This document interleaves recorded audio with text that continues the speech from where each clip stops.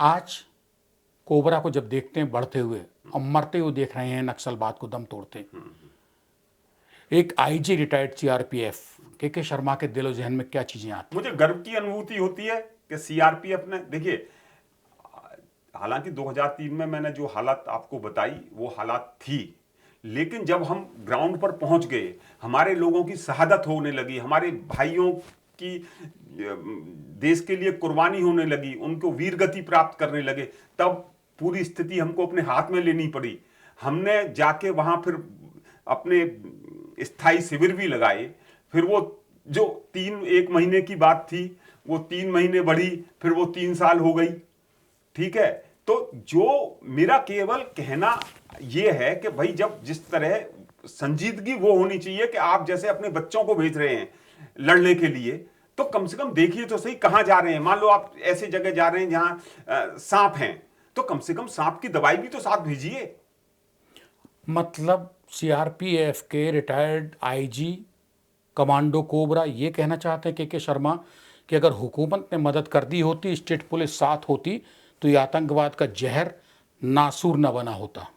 मैं बिल्कुल जो आपने कह रहे हैं मैं इसके साथ सहमत हूं कि अगर संजीदगी उसी समय ये होती, देखिए उस समय केवल 2 बटालियन भेजी गई वहां 2003 में, आज 70 बटालियन है वहां, 35 गुनी फोर्स है। मेरा केवल कहना यह है कि क्यों उस समय संजीदगी नहीं दिखाई गई। मुझसे पूछिए, मेरे जहां अभी ये बासव राजू मारा गया है उसी इलाके में, इंद्रावती के इधर बहरमगढ़ से लगभग 24 किलोमीटर अंदर मेरे 2 जवान शहीद हो गए, वीरगति को प्राप्त हो गए।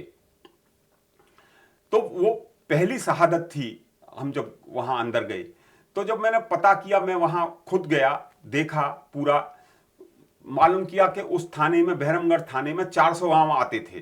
तो मैंने वहां जो एसएचओ जो भी था उससे पूछा भाई कि कितने केस दर्ज हैं, क्या है। बोला साहब यहां कोई केस दर्ज नहीं है। क्यों?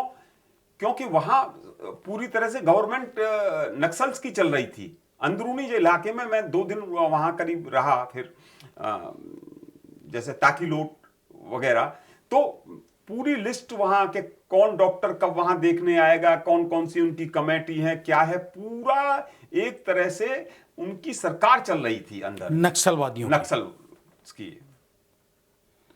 तो जब इतना पूरा साम्राज्य है, उनकी हुकूमत चल रही है अबू माजड़ के जंगलों में और वहाँ सब छत्तीसगढ़ में, तो ऐसे में इसको तोड़ने, इसका ऑपरेशन करने के लिए हुकूमतों ने क्यों नहीं इंटरेस्ट लिया?